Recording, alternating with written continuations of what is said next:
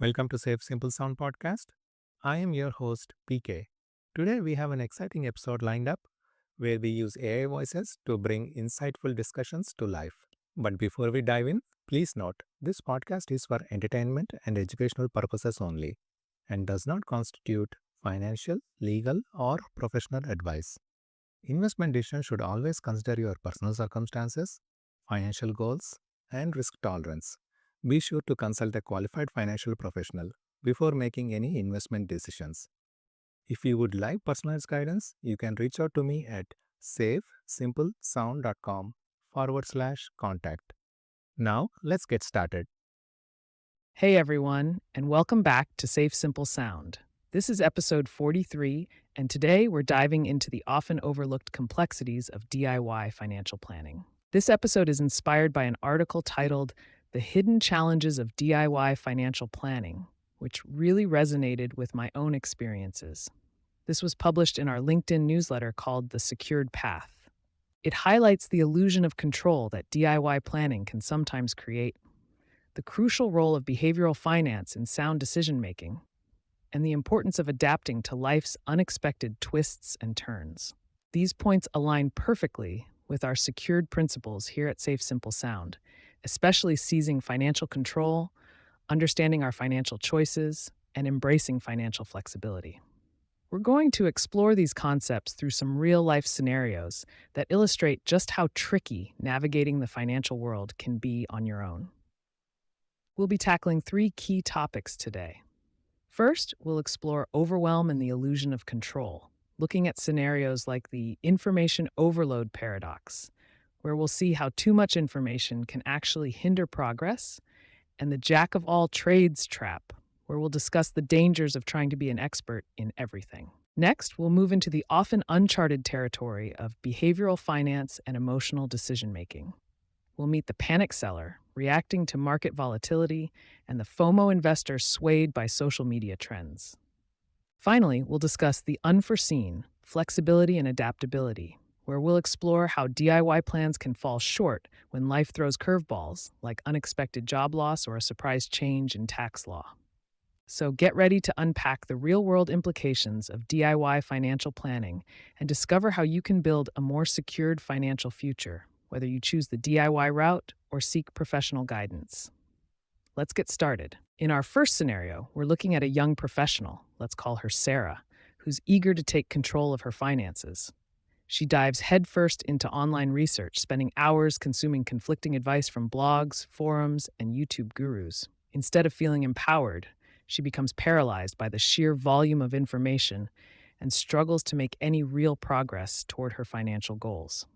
This, my friends, is the information overload paradox. Sam, I know you've seen this firsthand. What are your thoughts? How can individuals like Sarah filter through all the noise and find reliable financial advice online? And Taylor, from your perspective, at what point does all this research become counterproductive? Alex, it's a great question, and one I encounter frequently. Like that article mentioned, just having access to information doesn't make you an expert. Think of it like cooking. You can find thousands of recipes online, but that doesn't automatically make you a chef. It's about understanding the underlying principles of cooking, knowing which ingredients work together, and having the experience to adjust recipes based on different circumstances. Similarly, with finance, it's crucial to build a foundational understanding before diving into specific strategies. That makes sense. So it's not just about finding the right answer online, but more about developing a framework for evaluating the information you find. Exactly. Start with reputable sources, government websites, established financial institutions, and credentialed professionals. Be wary of anyone promising quick riches or pushing a single guaranteed strategy. Like those YouTube gurus promoting 100% stock portfolios for everyone, regardless of their age or risk tolerance. The reference article mentioned that too. That reminds me of what we discussed about risk assessment in the previous episodes. A one-size-fits-all approach to investing just doesn't work. So, if I understand correctly, the key is to start with the basics and build up your knowledge progressively, rather than trying to absorb everything at once. Precisely. Start with core concepts like budgeting, saving, and debt management. Then, gradually explore investing, retirement planning, and estate planning. Look for consistency across multiple trusted sources. If everyone is saying roughly the same thing, you're likely on the right track. That's a great point, Sam. It's like building a house. You wouldn't start with the roof, would you? You'd lay the foundation first, then build the walls, and so on. So, how do you know when you've done enough research and it's time to actually do something? It's easy to get stuck in the research phase and never actually take action. That's the paradox Alex mentioned. The more you research, the more you realize how much you don't know, which can lead to analysis paralysis. A good rule of thumb is to focus on making consistent progress, even if it's small. Set specific, achievable goals, like creating a budget or building a small emergency fund. Don't get bogged down in trying to create the perfect plan. So, to recap, when it comes to navigating the overwhelming world of online financial advice, start with reliable sources. Focus on building a foundational understanding and avoid getting caught in the analysis paralysis trap. Remember, progress, not perfection, is the key. And prioritize finding consistent information across multiple trusted sources rather than just following the loudest voices. Exactly, Taylor. Your call to action this week. Identify 2 or 3 trusted sources of financial information and focus on building that foundational understanding. Don't let the overwhelming amount of information online paralyze you. So, Taylor, we just talked about the dangers of information overload and how it can lead to analysis paralysis. But what happens when you think you've got a handle on all the information and you try to become a DIY expert in everything? That takes us to our next scenario, the jack of all trades trap. Imagine a couple, let's call them Mark and Sarah. They're diligent, hardworking, and want the best for their family. They decide to take control of their finances completely DIY. Budgeting, investing, taxes, even estate planning. They've read some books, watched some videos, and feel confident they've got it covered. But this overconfidence leads to a critical oversight in their estate plan, potentially leaving their children vulnerable. So Sam, jumping off from that scenario, is it really realistic to expect individuals, even very capable ones like Mark and Sarah, to become experts in every single area of finance? Frankly, Alex, it's not. Finance is incredibly broad and complex. Think of it like medicine. You wouldn't expect a general practitioner to perform heart surgery, would you? Each area, taxes, estate planning, investing, requires specialized knowledge. You might be able to handle the basics, but true expertise takes years of dedicated study and practice. That makes sense. I'm pretty good at budgeting and tracking our expenses, but the thought of tackling estate planning myself is terrifying. It seems like there are so many legal intricacies. Exactly, Taylor. And that leads to my second question. What are the potential consequences of neglecting specific areas, like estate planning, in your overall financial plan? The consequences can be significant. In Mark and Sarah's case, perhaps they didn't properly establish guardianship for their children or set up trusts effectively. This could lead to legal battles, unnecessary taxes, and ultimately their children not receiving the inheritance as intended. This reminds me of what we discussed earlier about the illusion of control in our episodes on behavioral finance. They might feel in control because they're handling everything themselves, but they're actually exposing themselves to more risk because they lack the expertise to identify those potential blind spots. Precisely, Taylor. As the article we referenced earlier mentioned, DIY can be great for some aspects, like budgeting, but it's crucial to recognize your limitations. Even experienced DIYers should consider regular professional reviews. It's about building a team. You might be the quarterback of your financial life, but you need specialists on your team, a tax advisor, an estate planning attorney, maybe a financial planner to coordinate it all. It's not about giving up control, but rather leveraging expertise to make informed decisions. So let's recap. Trying to be a jack of all trades in finance can be a trap. It's simply not realistic to be an expert in everything. Neglecting critical areas like estate planning can have severe consequences. The key takeaway here is to recognize your strengths and weaknesses. Don't be afraid to seek professional help where you need it. So if I understand correctly, it's about finding the right balance between DIY and professional guidance. Kind of like how I change my own oil, but take my car to a mechanic for more complex repairs. Exactly, Taylor. That's a great analogy. Now, for our listeners, take some time this week to assess your own financial strengths and weaknesses. Where do you feel confident? Where could you benefit from expert advice? So, Taylor, we've just discussed the jack of all trades trap, where DIY investors try to become experts in everything financial, often spreading themselves too thin. This can lead to critical oversights, as we saw in that couple's estate planning. But even if someone does manage to grasp the basics of multiple financial areas, there's another hidden danger lurking: our own emotions. This brings us to our next scenario, the panic seller. Imagine this: the market takes a downturn, maybe even a steep one. News headlines scream about impending economic doom. A DIY investor, let's call him Mark, sees his portfolio value plummeting. Fear grips him. He panics and sells everything, locking in his losses. Then, just a few months later, the market rebounds. Mark sits on the sidelines, watching his former investments climb back up, wishing he'd held on.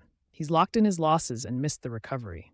This, unfortunately, is a classic example of emotional decision-making at its worst.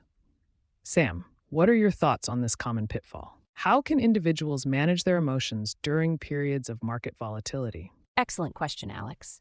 Managing emotions during market downturns comes down to having a predetermined plan and sticking to it. Think of it like a fire drill. You don't wait until the fire alarm goes off to figure out your escape route. You plan ahead. Similarly, an investment plan crafted during calm times acts as your guide when the market gets turbulent. This plan should outline your risk tolerance, investment goals, and a clear strategy for different market scenarios. So if I understand correctly, it's about having a roadmap before the storm hits, so you're not making decisions based on fear. That makes a lot of sense. This reminds me of what we talked about earlier with the information overload. Having a plan helps you avoid getting swept up in the panic. Precisely, Taylor. Without a plan, you're susceptible to what we call emotional contagion, where fear spreads like wildfire, driving irrational decisions. What strategies can help DIY investors avoid these impulsive financial decisions? Beyond a written investment plan, several strategies can help. Diversification is key. Don't put all your eggs in one basket. Spreading your investments across different asset classes can cushion the blow during downturns. Regularly rebalancing your portfolio, meaning selling some winners and buying some losers, is another helpful tactic. It's counterintuitive, but it forces you to buy low and sell high. That rebalancing idea is interesting. It's almost like taking emotions out of the equation by following a set process. Does that mean automatically rebalancing at certain intervals? Exactly, Taylor. You can set it up to happen quarterly or annually, so you're not tempted to react emotionally to short-term market fluctuations. Finally, and perhaps most importantly, understanding your own biases is crucial. Recognizing your tendency to panic or get overly enthusiastic can help you preemptively address these tendencies. Those are excellent points, Sam. Let's recap. First, develop a written investment plan. Second, diversify your investments and rebalance regularly. And third, be aware of your own emotional biases. These steps can empower DIY investors to navigate market volatility with a clear head. For now, think about creating that written investment plan and seriously consider working with a financial advisor. They can offer an objective perspective and help you navigate those inevitable market fluctuations. They're like having a trusted co-pilot in the cockpit of your financial journey. So Taylor, we just discussed the panic seller, someone who lets their emotions get the better of them during market downturns.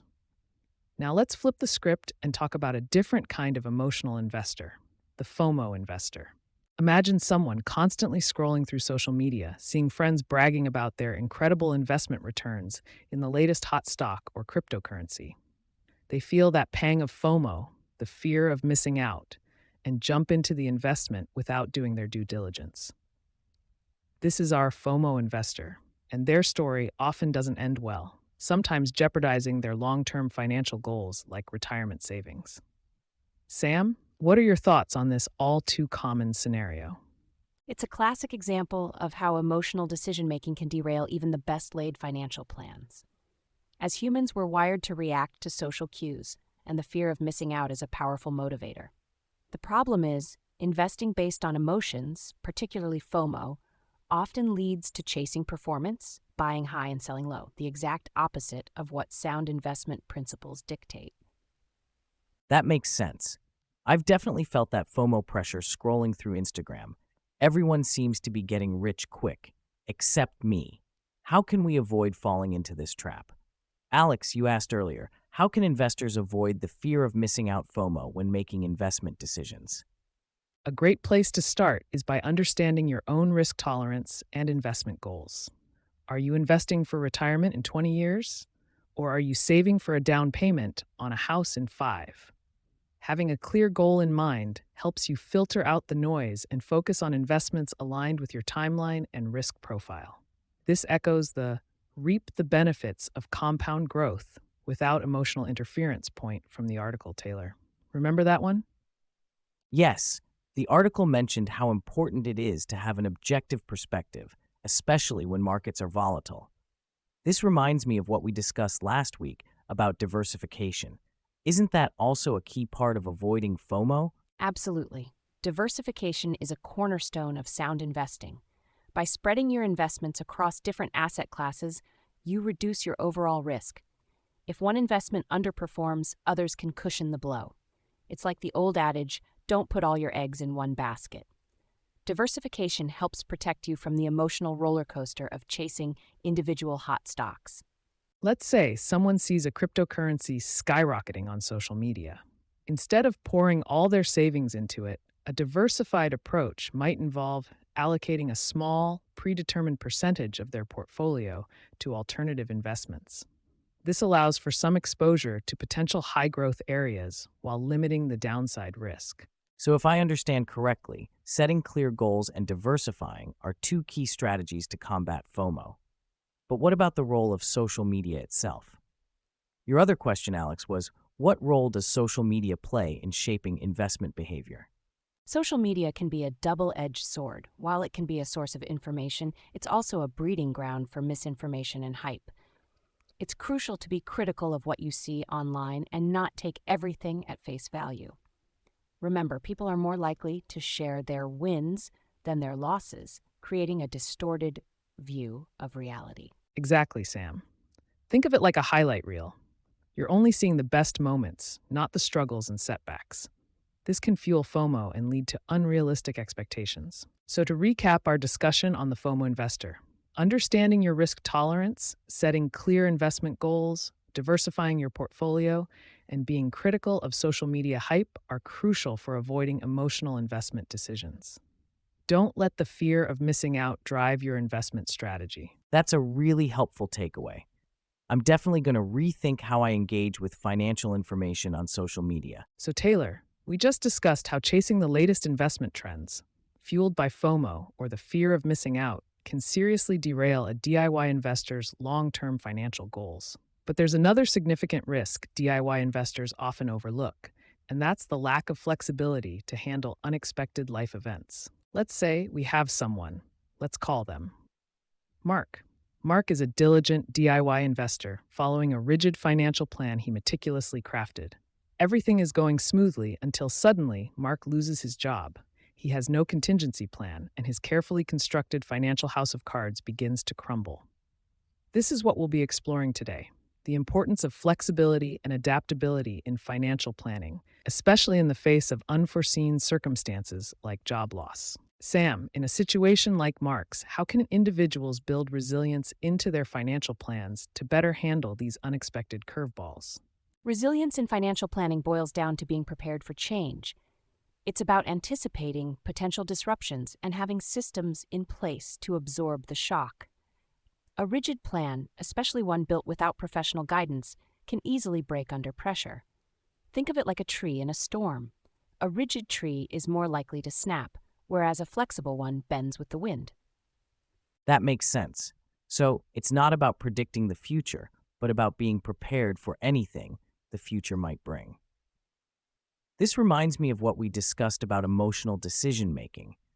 If Mark had panicked and sold off his investments when he lost his job, things would have been even worse, right? Exactly, Taylor. Emotional resilience goes hand in hand with financial resilience. And what are the essential components of building that financial resilience, Sam? What are the practical steps someone can take? One of the most crucial components is establishing an emergency fund. An emergency fund, so like a financial safety net. Precisely. It's a dedicated pool of easily accessible money specifically for unexpected expenses. Think of it as your first line of defense against financial hardship. In Mark's case, a robust emergency fund could have provided him with a breathing room while he searched for a new job, preventing him from having to make drastic decisions like selling investments at a loss or taking on high-interest debt. The reference article we've been discussing touches on this, highlighting the blind spots that often exist in DIY plans, particularly in risk management. It stresses the importance of having a safety net. Sam, what would you consider a robust emergency fund? A common recommendation is 3 to 6 months of essential living expenses. For someone with consistent income and lower expenses, 3 months might be sufficient. However, for someone with fluctuating income or higher expenses, 6 months or even more might be advisable. This ensures you can cover your basic needs, rent or mortgage, utilities, groceries, without dipping into long-term investments. So if I understand correctly, the emergency fund allows you to maintain financial stability while navigating a disruption, like job loss, without derailing your long-term financial goals. That really clarifies things. Exactly. And it provides the crucial time and mental space to make rational decisions instead of emotional ones, connecting back to our previous discussion on FOMO and panic selling. Sam, how does this concept of an emergency fund connect to the broader context of financial planning? An emergency fund is a foundational element of a sound financial plan. It allows you to weather short-term storms without sacrificing long-term goals like retirement savings. It's about achieving a balance between immediate needs and future aspirations. So, an emergency fund provides a buffer against unexpected life events. But what about unexpected changes in the financial landscape itself? Let's move on to discuss another scenario, a change in tax law that catches a DIY investor off guard. Before we move on, let's recap. Building financial resilience is crucial for navigating the unexpected. A key component of this resilience is a robust emergency fund, ideally covering 3 to 6 months of essential living expenses. This provides a financial cushion to handle disruptions like job loss without compromising long-term goals. We encourage you to take action. Evaluate your current financial situation and start building or bolstering your emergency fund today. It's a vital step toward a more secure and adaptable financial future. So, Taylor, we just discussed how a rigid financial plan can leave you vulnerable to unexpected job loss. It highlights the importance of flexibility and adaptability. But job loss isn't the only unforeseen event that can derail your financial plans. Sometimes the rug gets pulled out from under you due to factors completely outside your control, like changes in tax law. Let's explore that now in our next scenario, the tax law change surprise. Imagine a DIY investor diligently saving for retirement, following all the advice they've gathered online. They've chosen their investments, calculated their contributions, and projected their future growth. Everything seems on track. Then, bam, a change in tax law significantly impacts their retirement savings, something they weren't aware of and hadn't planned for. It's a frustrating and potentially devastating situation. This raises some crucial questions. First, Taylor, how can individuals stay informed about these often complex changes in tax laws and regulations? It feels like a minefield sometimes. Right? It definitely feels overwhelming. I mean, I try to stay informed, but tax law isn't exactly light reading. I guess subscribing to reputable financial newsletters or blogs could help. And maybe setting up Google Alerts for specific tax topics related to your investments. But honestly, even then, it's tough to know what you don't know, you know? It's like the article mentioned. Sometimes you don't even realize there's something you should be aware of. Exactly. That unknown unknown is a real challenge. Sam, from your expert perspective, what resources can people utilize to navigate these complexities and avoid getting caught off guard? Taylor's on the right track with staying proactive. Reputable financial news sources are essential. The IRS website itself can be a valuable resource, though it can be dense. Tax software often has updates and alerts regarding changes. But critically, for significant financial decisions, consulting with a tax advisor is paramount. They can provide personalized guidance tailored to your specific situation. Think of it like going to a doctor for a diagnosis rather than self-treating based on WebMD. That makes sense. So if I understand correctly, staying informed means using a combination of general resources like newsletters and being proactive in seeking personalized advice, especially when dealing with complex situations or significant financial decisions. This reminds me of when we talked about the importance of not just embracing mastery of cash flow, but everything else too. It's a lot to juggle. Precisely. It's not about becoming a tax expert overnight, but about knowing when to seek expert help. Let me give you an example. Say a new tax law limits contributions to a particular type of retirement account. A tax advisor can help you adjust your strategy, perhaps exploring alternative investment vehicles or adjusting your contribution timing to minimize the impact. They can also help you navigate any grandfathering provisions or exceptions that might apply. That's a great practical example, Sam. And it brings us back to that crucial element of flexibility. Your plan needs to be able to adapt, even to things like changing legislation. So, to recap, staying informed about tax law changes requires a proactive approach. Utilize reliable financial news sources, explore the resources available on the IRS website, and leverage tax software updates. Most importantly, don't hesitate to consult with a qualified tax advisor for personalized guidance, particularly when making significant financial decisions. They can help you navigate the complexities and ensure your plan remains adaptable. And that wraps up our deep dive into the world of DIY financial planning. We explored the hidden challenges, drawing insights from that fantastic article, The Hidden Challenges of DIY Financial Planning, and how those challenges connect with our secured principles. We talked about how the quest for control can sometimes lead to overwhelm, how our own behaviors can sabotage our best intentions, and how crucial flexibility is in navigating the unexpected. I think the scenarios of the panic seller and the information overload paradox really highlighted how easily things can go off track, even with the best intentions. Remember, just like the article emphasized, knowledge doesn't equal expertise, and sometimes knowing when to seek help is the smartest move you can make. Thank you so much for tuning in to Safe Simple Sound. We appreciate you being part of this community. Be sure to check out the show notes for links to the article and other helpful resources.